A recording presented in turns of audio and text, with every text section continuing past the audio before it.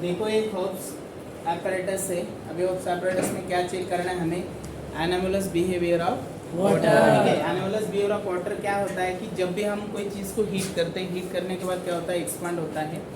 लेकिन ये एनामुलस behaviour of water क्या है? 0 to 4 डिग्री सेल्सियस तक वो एक्सपांड कॉन्ट्रैक्ट होने की जगह पे क्या होता है? एक्सपांड होता है।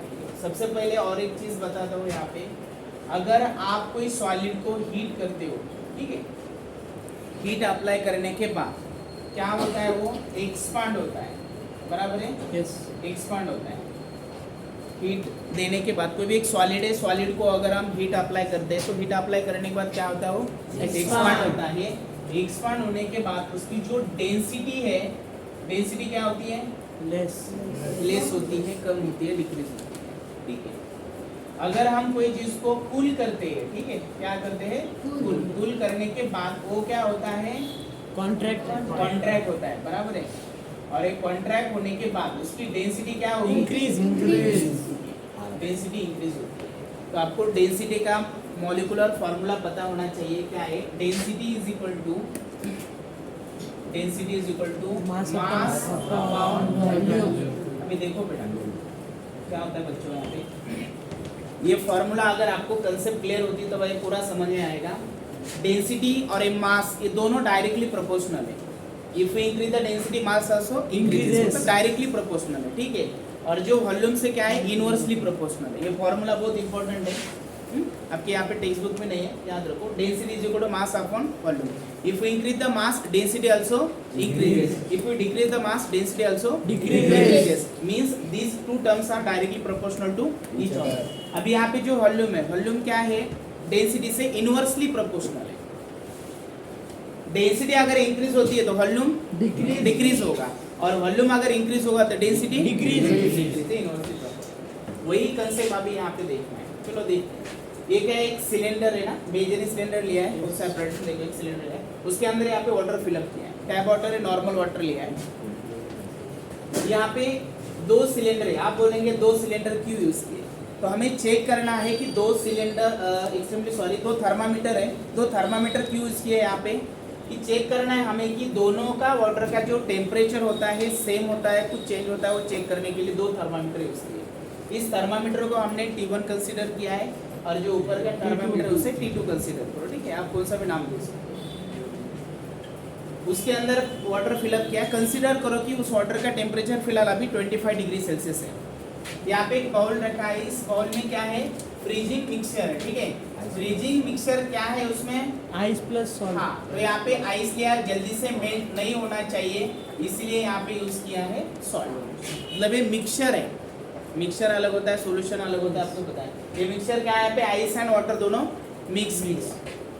हाँ, तो जल्दी से मेल्ट नहीं होना चाहिए। मतलब आइस इतना मेल्ट होता है तो क्या होगा? इस कलेक्टर यहाँ पे कलेक्ट करेंगे। थर्मामीटर दो है, यहाँ पे फ्रीजिंग मिक्सर है।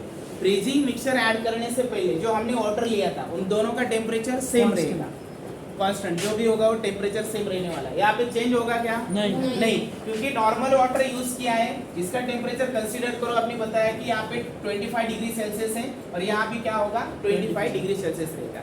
थोड़े टाइम के लिए मैं एक काम करता हूँ, इस पोर्शन को यहाँ पे ए कंसीडर करूंगा। ए यहाँ पे ये जो फ्रीजिंग मिक्सचर ऐड किया है, ठीक है, इसका बी कंसीडर करेंगे, और नीचे का पोर्शन सी कंसीडर करते हैं। थोड़े टाइम के लिए देखो क्या है।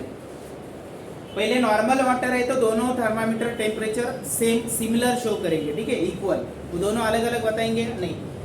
हमने फ्रीजिंग मिक्सचर यहाँ पे ऐड किया है, अंदर नहीं ऐड करना है। ठीक है, बात समझ में आती है? बाहर से साइड से ऐसे बोल लगाया, उसके अंदर यहाँ पे सॉल्ट एंड आइस मिक्स किया है। ठीक है, उसकी वजह से अभी देखो, सबसे पहले टेम्परेचर डिक्रीज होगा बी पोर्शन का पार्ट यहाँ पे बोलेंगे। क्यों?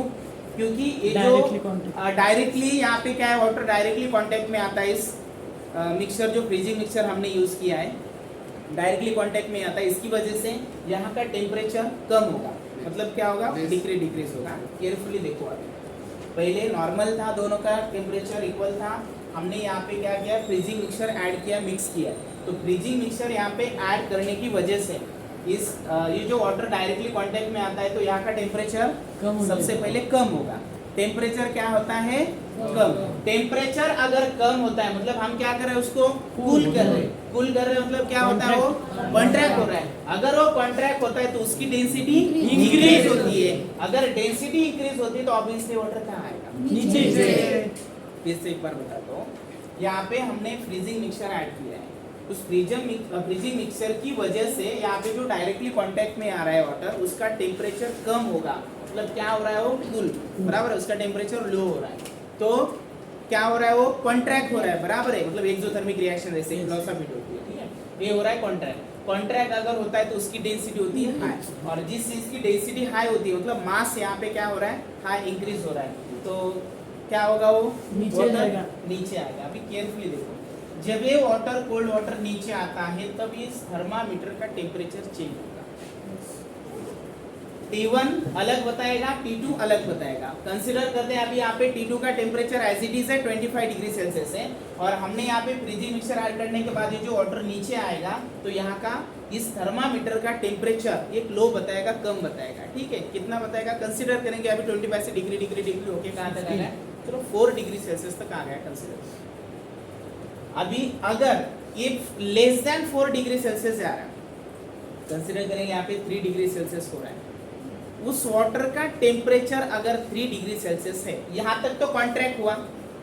लेकिन एनामेलस बिहेवियर ऑफ वाटर क्या है कि जब हम उस वाटर को कूल करते लेस देन 4, क्या होता है, वो कॉन्ट्रैक्ट होने की वजह से वो होता है एक्सपांड। देखो फिर से एक बार, क्या होना चाहिए, कोई भी चीज का टेम्परेचर जब हम कूल करते हैं तो कॉन्ट्रैक्ट होता है। कॉन्ट्रैक्ट होने के बाद क्या होते रहता है, उसकी डेंसिटी इंक्रीज होती है ना, डेंसिटी इंक्रीज होती है। तो यहाँ पे ये जो वाटर है, उस वाटर का टेम्परेचर अगर लेस कम हो रहा है, डिक्रीज अगर हो रहा है, तो ये वाटर कॉन्ट्रैक्ट होने की वजह से एक्सपांड होता है। वही तो एनामेलस बिहेवियर ऑफ वाटर है। तो जब ये एक्सपांड होता है, एक्सपांड होने के बाद डेंसिटी क्या होती है, लो। अगर उसकी डेंसिटी लो होती है तो वाटर कहाँ जाएगा, ऊपर जाएगा। इससे T1 T2 का टेम्परेचर लो होता है। समझ में आया? फिर से एक बार बताता हूँ, यहाँ पे फ्रीजिंग मिक्सचर ऐड किया है। उस फ्रीजिंग मिक्सचर की वजह से डायरेक्टली जो वाटर कांटेक्ट में आता है उसका टेम्परेचर लो होता है। लो होता है मतलब ये वाटर क्या होगा, कॉन्ट्रैक्ट होगा। कॉन्ट्रैक्ट अगर होता है तो डेंसिटी इंक्रीज होती है। डेंसिटी इंक्रीज होने की वजह से वाटर क्या होगा, नीचे आएगा। तो नीचे आने के बाद यहाँ पे जो थर्मामीटर है T1, उसका टेम्परेचर कम बताएगा। फिर भी उसका टेम्परेचर अगर डिक्रीज हो रहा है तो फिर कॉन्ट्रैक्ट होने की वजह से वो वाटर होता है एक्सपांड। तो एक्सपांड अगर होता है तो उसकी डेंसिटी होती है लो। तो जिसकी डेंसिटी हाई वो होता है नीचे, और जिसकी डेंसिटी हाई लो होती है वो ऊपर। तो फिर इसकी डेंसिटी लो हो रही है तो फिर क्या हो गया, वाटर ऊपर। तो इसका अलग टेम्परेचर बताएगा, फिर इसका अलग टेम्परेचर बताएगा, ठीक है।